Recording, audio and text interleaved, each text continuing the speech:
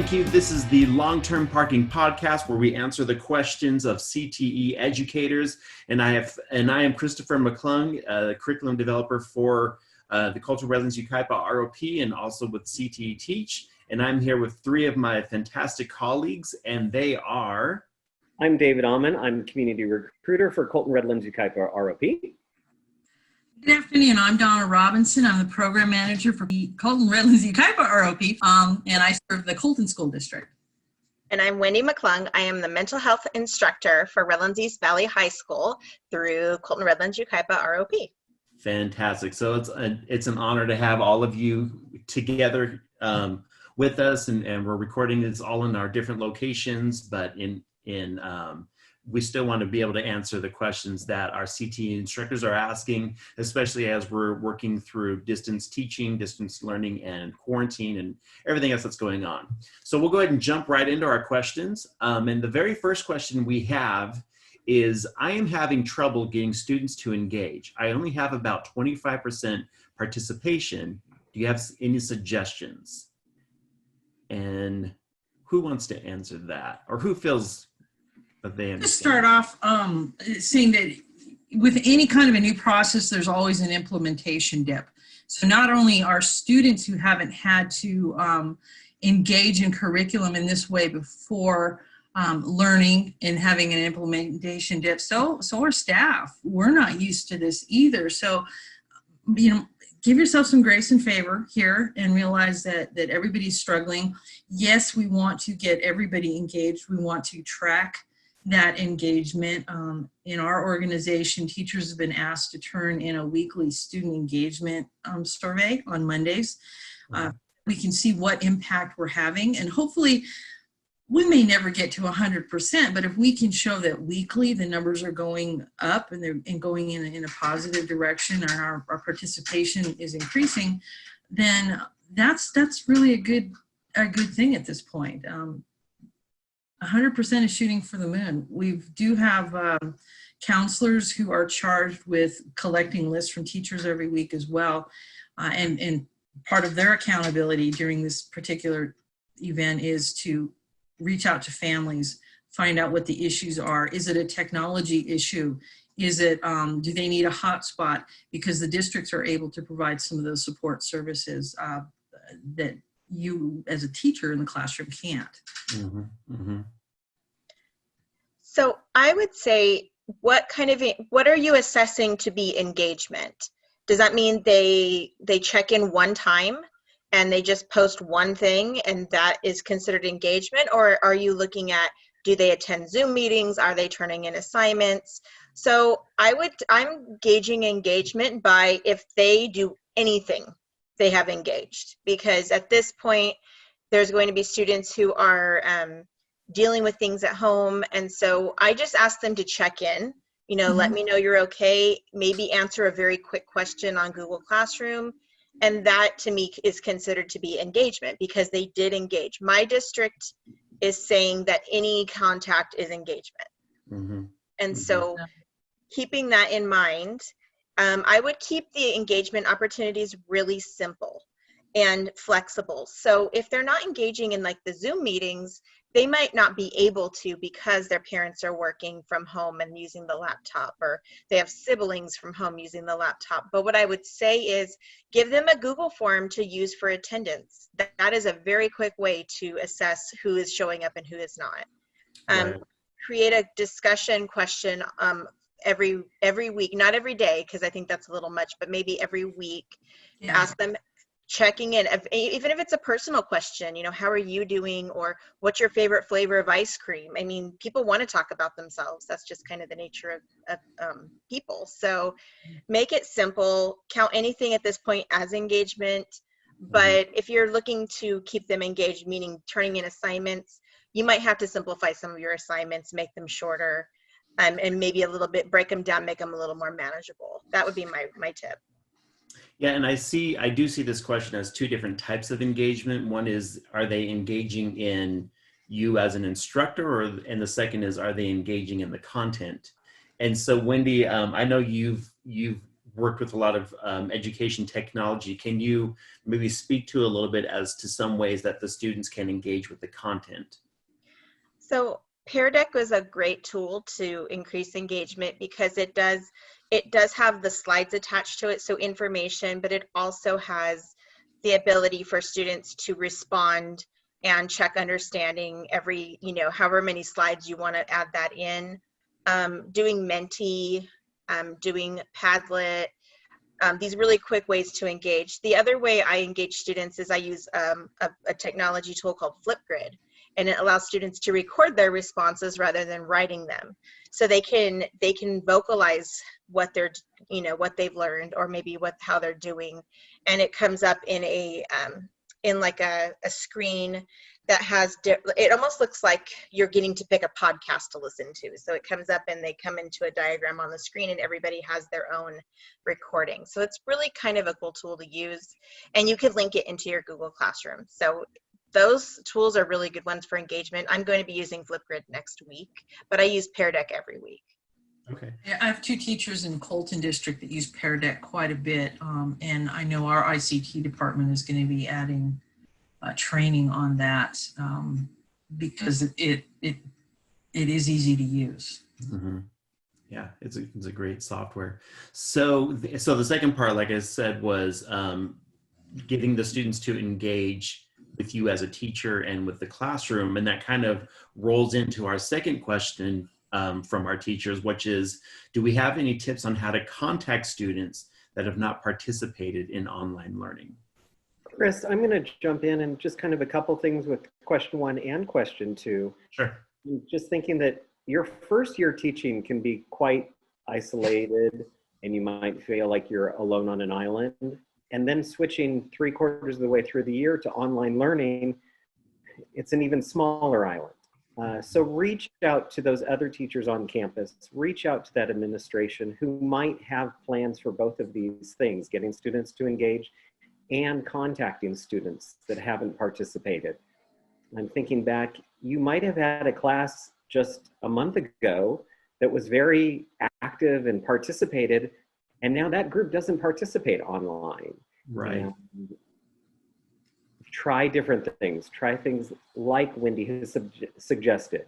Like Donna said, give yourself grace and favor, and know that it's going to take a time and trying it again and again sometimes for it to work. And you don't have to, you don't, reinventing the wheel doesn't sound like the right thing right now. Build that community. Yeah. I had a conversation with a teacher last week who had the same question with a student who was just not engaging. And the teacher called the parent, and the parent was in tears. There's just so much going on with the family right now. And so, what I encouraged him to do is just reach out to the student and let him know you care about him and you're concerned about him. So my first contact wouldn't be, why haven't you logged in and turned in your assignment? Right. It would be, gosh, I miss seeing you. How are you doing? How are things going? And don't jump into accountability at all for the first contact. Just knowing somebody out there is cares about you. Reach out with your heart first. The other thing moving forward, because I'm already thinking 6 months ahead to the next term, is hopefully we're back in our classrooms in August. Education isn't going to go back to how we did it, 3 months ago, 4 months ago. And so moving forward and planning ahead for next year, I think we want students interacting with this technology. We want them to be communicating digitally, so that if we come back in August and unfortunately, boom, we have to shut down again in November because the virus kicks off, that students are already familiar with how to navigate in this virtual world and have some support in class for it before it's forced upon them again. Mm-hmm. That's a great idea. Yeah. Sure. And I really like what you said, Donna, about the contact should be, how are you? Not why aren't you? Because I think that's a huge turnoff when you're struggling and somebody is demanding more of you and you can't produce what they're demanding, it's very challenging, and you might shut down and just, delete all the further contact with them. Yeah. You don't want to approach it like that. I would recommend to just email them, check in through their school district emails first, and if that doesn't work, going to their SIS, which would be Aries or Zangle, making contact with parents, and of course, just keeping the same friendly, light tone. I just want to make sure your family is okay. Please let me know. I have told my students that when I don't hear from you during the week, I do get concerned, and just taking like 2 minutes to check in is enough, because my district is actually taking those students who are not showing up at all, and they're doing well checks on them. Yeah. So it's all like just a support right now. That's really the focus of attendance. And I think being mindful of just being empathetic to how the students are surviving right now. And I'm thinking especially of our seniors. My youngest sister is a senior this year, and she's doing the best she can as far as being positive, but yeah, like she's disappointed and she's discouraged because, when you're in elementary school, you think someday I'm going to graduate high school, and you've worked so hard to get to this point, and now, she didn't get to do prom. She's not going to do her graduation. She's not going to be able to do grad night at Disneyland. I mean, all that stuff has been, removed for fanfare. It's definitely disappointing. I like that. Like, be mindful of those things before you jump in and say, hey, why didn't you turn in your Google Classroom discussion assignment or whatnot? So yeah, I agree. I agree. So, but do you guys have, other than shooting an email, are there any other ideas that you guys have as far as how to maybe contact the students? Just email, call? What I would do is if I had 5 kids out of 20 who were responding, I would gamify it. I would turn it into scavenger hunt and say, hey, somebody needs to go and find out what's going on with Eddie and report back. Let's see what's going on with Cindy. Who knows? And see if you can get Cindy to come in. And so just to start, again, leading with the heart. And if I'm not responding to my teacher, but my classmates are going, hey, we miss you. Are you okay? That could be enough to just pull them in. Use the peers, right? Yeah, that's a great idea. I love that. I like that too. I think that's using your community. One more thing I want to add is just what I've done later in the week, like on Thursday, is I'll put an announcement in Google Classroom with the link to the attendance form I'm using so that they get reminded, because right now they're off schedule, they're off their routines, and they're not going to remember to do everything. So I have sent them reminders throughout the week. Hey, don't forget to check in. And that helps increase. In fact, I think I sent one out. I did send one out yesterday, and I had about 70 students check in before that. And then I sent it out and I got about 30 more responses just in a day. Great. That's great. Reminder. So that the reminders are very, very helpful. Yeah. Very cool. Awesome. Well, thank you. So question 3 is more of a technical question. Any video editing tips or resources for making how-to videos for students? And I know there's fancy software you can get into, but I'll start with the basic. Like, you could just start with using your phone and emailing it to yourself. Like, that's about as basic as you can get with it, or even your webcam. There's a lot of free software out there. If you have a webcam, there's software that you can just record yourself on your webcam and then upload it. But Wendy, I know, and then you guys feel free to chime in as well if there's any other video editing or tools that you have students use. Oh, okay. So what I've been doing every week is I do use one of 2 programs. You can use Zoom and share your screen and record the entire thing and make a video out of it. The other cool thing with Zoom is you can just, if you let's say you're having a day where you don't feel like you're 100% with your appearance, you can just record your audio only. And so you can record just yourself talking and showing the screen. Another tool besides Zoom would be Screencastify.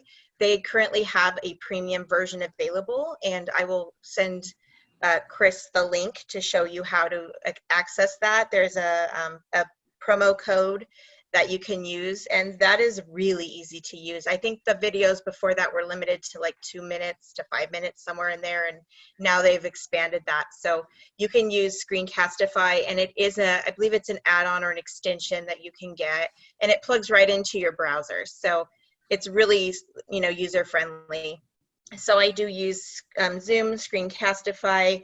If you want to get fancy and you really want to create something gorgeous, you can use WeVideo, that you can add music into and different clips. And if you're real creative, you can go that far. But if you're just looking for simple, then Screencastify and Zoom are probably the easiest ones. When I read the question, my first thought was, I don't know anything about making videos, but immediately I had a colleague's name pop into my head, so that I could go to. If I had to make a video right now, I would contact this person. So my advice would be, who on your campus does whiz-bang videos? Mm-hmm.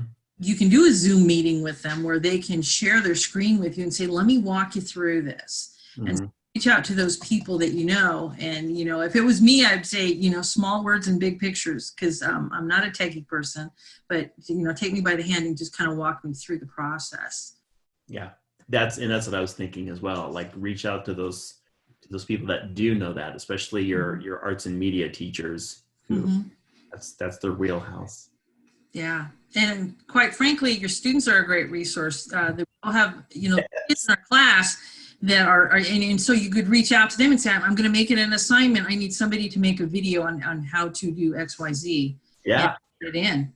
Let the kids do it. Right. That's brilliant. Yeah, because we don't know, and they do. Yeah, they do. They're and that was one of the very first pieces of advice I got back in the last century when I started working in education. One of my first teacher in services, they said, first of all, always wear red and keep moving, because it keeps them on their toes.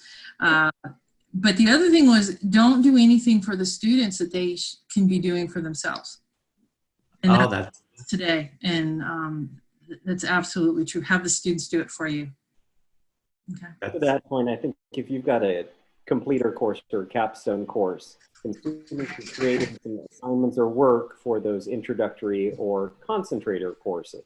Yeah. And that leads in from that as well too. Yeah. And if you have, honestly, those of you that have those seniors right now that maybe aren't quite engaged, you could say, use this time to be the legacy for next year's students, and please make a video on this particular topic, or this particular project, or a how-to, and let that be your legacy. Yeah, you do a lot of the wonderful fanfare celebratory things, but let's pay it forward and leave something for next year's class. Okay. That's cool. or use your TAs. TAs can do it too. Yeah. My TAs are sitting pretty right now. So if I need help, I do reach out to them and say, hey, can you do this for me? So. Very cool. So speaking of technology, that moves us a little bit into question 4. How would you handle group projects online? And let me kind of throw a plug in here. So we have, and I'll put it in the description on YouTube, or if you're not on YouTube, you can go to our YouTube channel at CTE Teach. But we did a podcast in April, and it is all about using Google to collaborate. So there's a lot of good information. We have some teachers that even before all of this happened, they were using Google Classroom to collaborate with each other, and they're in different schools, but we're teaching the same subjects. So, yeah. Again, I would just front load it that when we come back in August is to have students doing group projects online so that they're familiar with that and they have that support in person before they're faced with having to do this in college, where you have to collaborate and do online projects with people who might not even live in the same town as you. Yeah, same state. Mm-hmm. Yeah. If you've got something that is a group project, I'd take a look, and could you offer some other alternatives Yeah. to it being a group project? Mhm. Are there other options for this assignment, for what you're trying to accomplish? Because it may have worked previously, but it might not work in today's medium. Yeah. Mhm. And again, put it on the student. Say, we were supposed to do this project to demonstrate that we know how to do these particular competencies in our class. Can we have a discussion board on how can we prove this without actually being together in the same room to do this project? What do you see? And let the kids use their imaginations to come up with something. Yeah. And that's something when I was in the classroom, I remember there were certain projects to where they had to be done with a group because I wanted them to learn collaboration and working with other people. There were projects that they got to do by themselves because they were able to be creative and take ownership of it. But then there were some projects that I let them choose. Like this project you can choose. You can either do it as a group with 2 or 3 other students in the class, or if you want to tackle it by yourself, however you get there is up to you, but maybe give them that option. Well, and that goes back to kind of the directive on giving student choice on how they do it. How do you want to prove that you understand and that you've mastered the content? Yeah. So we always want to kind of lead with student choice whenever we can. Yeah. Yeah. So going back to our video question, your project may be students need to make a video illustrating this competency or whatever it might be, but put it on them to figure out how they want to do it with their phone, with Screencastify, or whatever it may be. Yeah. So I'm just going to chime in and let if you have something that's supposed to be a group project and you cannot modify it, I would probably go there first in this time with the situation everybody's in. It's group projects. Yes, they do need to learn how to use technology, but see if you can't modify it like everybody has been suggesting. However, if you want to keep it a group project, a couple things you can do. There's some different programs you can use like Google Groups. You can use Microsoft Teams if you really want to take those extra steps and introduce new technology. But the simplest way I would say to do this is you can create as many Google Classrooms as you need.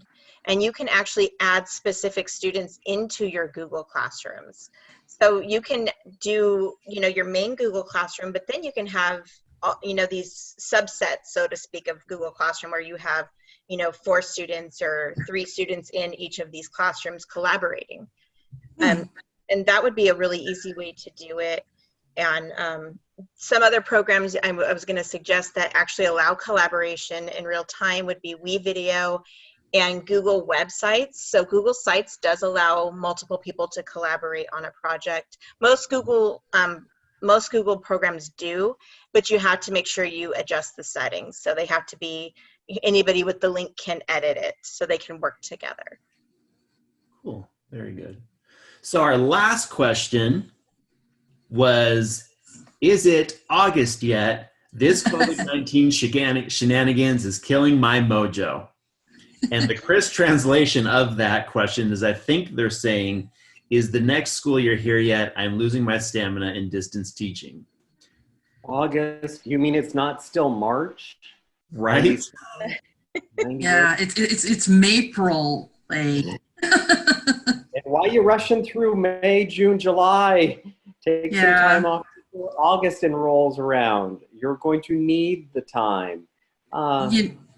It's killing everybody's mojo. It's not just you. It's not just your students. We're operating in uncharted waters. Yes. For sure. And I think May is going to go pretty quickly. I still think the end of the school year is going to come rather quickly. And know that you're going to have ups and downs and highs and lows. And every day is still not going to be a 100% day. Give yourself some space and some accommodation as well, too. I would just piggyback on that this time of year, I've been at this for, over 25 years. This fourth quarter of the school year is always taxing. The kids are ramped up with energy. You can't get seniors to engage once they know that they've got graduation locked down. And we're just physically tired. Those of you in the classrooms are physically wore out. And I always said, we get past spring break and you can't get the kids excited about anything. And forget it on yearbook day, because it's all about the yearbook. And I was in tears when I thought about kids are going to miss yearbook day. They're not going to be to have their classmates sign those books, and that just broke my heart. But again, this is always a stressful time of year for teachers. This year, oh my gosh, stress squared because of the situation that we're in. But we're hoping to get back to normal. We've learned a lot. When we go into crisis mode, historically, we come out so much far ahead and so equipped to handle things that were unimaginable before. So we're all going through a tremendous amount of growth right now. It's really, really uncomfortable. It's going to be an amazing thing. We're going to look back on this and go, wow, look what we did. Look what we did. Whatever amount of news you're drinking from at this point, I see so many articles that talk about, look at how educators stepped up. What they've done. I mean, in a 2-week time, they flipped the switch and they're figuring it out as we speak. Yeah. It's just a commendable thing. And I gave myself goosebumps just thinking about it. Yeah. We've done an amazing thing here. It's not pretty. It's not pretty. We're not feeling graceful. But we've done an amazing thing here. And y'all need to just sit back and be extremely proud of yourself. You accomplished an amazing feat. Yeah, I saw a tweet that some celebrity somewhere, but they wrote how proud they were of educators because we flipped the switch. And for some of us, not even just in weeks or days, but we flipped that switch in hours and we're up and running and ready to go. Yeah. And name a bigger system in the United States than public education to be able to do what we've done in a matter of weeks. Nobody's done that. And I think if you want to talk about, heroes in this environment, I think public education and the people that serve under that umbrella are certainly at the forefront of that. Yeah. And I agree with everything that's been said. And I would just piggyback that as, with the idea that you're making history right now.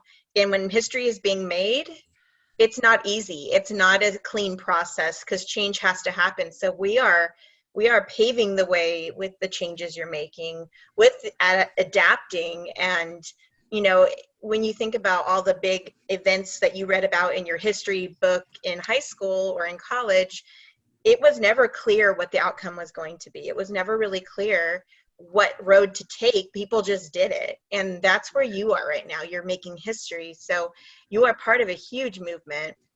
You're part of a huge change in education. Even if it's your first year, you get to be part of that. So I try to put a positive spin on this only because it's been challenging. I know for our family, it's been challenging for me, feeling, the sense of grief and loss with my seniors and my students. But we have to remember that we're really part of something much bigger right now. And so if you if you focus on small things, I think we get discouraged. But if you focus on the bigger picture of what we're really accomplishing, it really gives you some hope that we're doing good things. Yeah, so well said. Important here. Chris, your paraphrasing of it, that someone might be losing stamina, turn off the screen, walk away from the screen, walk away from the screen, walk away from the TV screen, walk away from the phone screen. Do something that you want to do.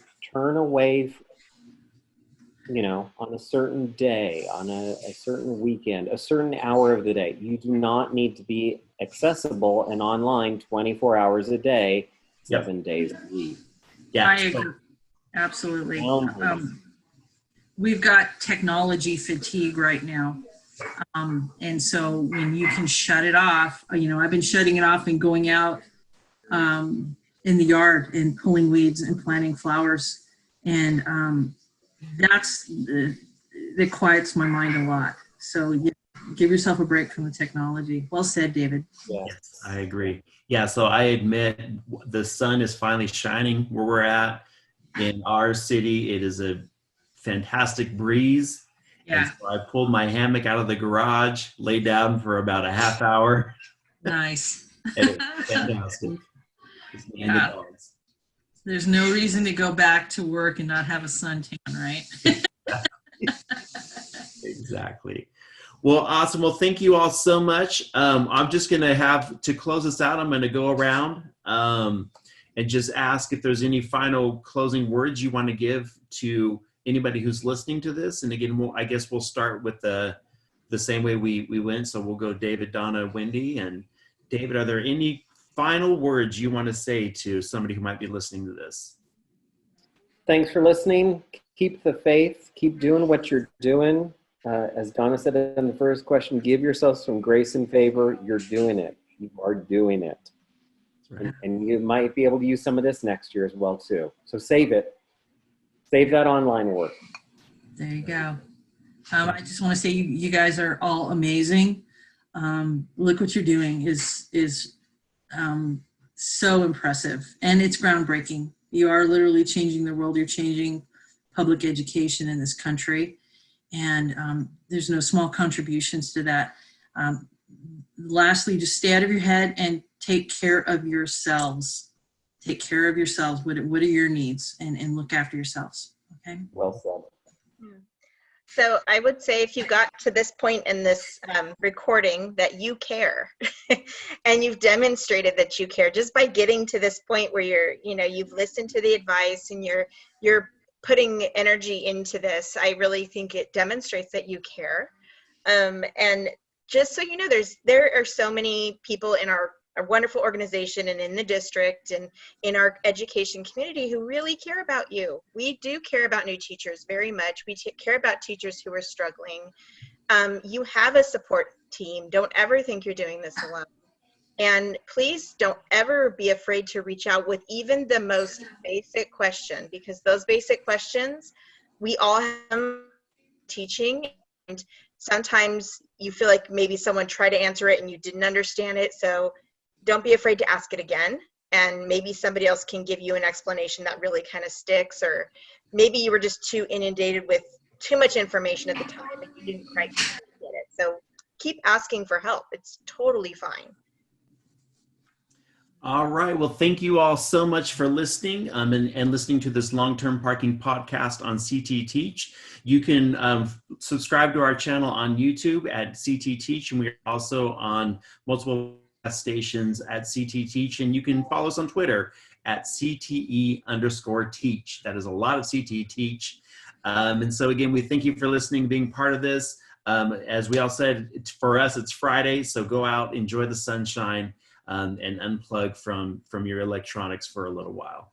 And so thank you again. Thank you for listening, and we'll see you next time. Bye. That's it. We're done. Good.